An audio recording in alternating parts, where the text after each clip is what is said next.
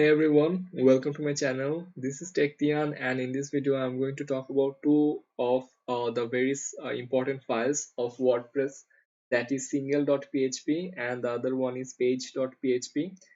So the single.php handles the single post and the page.php handles the single page. Whenever you click on a particular post, then this WordPress will specifically look for this file single.php, and if this file exists, then this will handle that single post. So you can see, as usual, this has the header. At the bottom it has the footer and the sidebar, and within this it has the post. That specific post that you wanted to see will be shown here.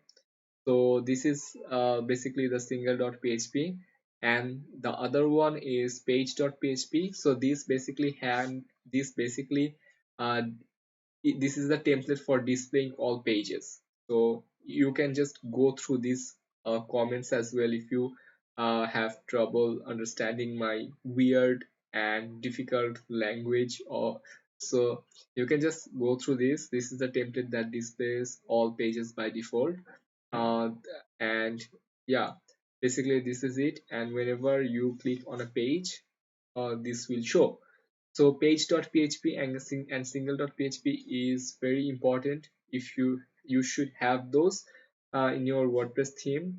uh, if you don't, then by default index.php will handle it. That is not uh, recommended. You should have this as WordPress recommends it.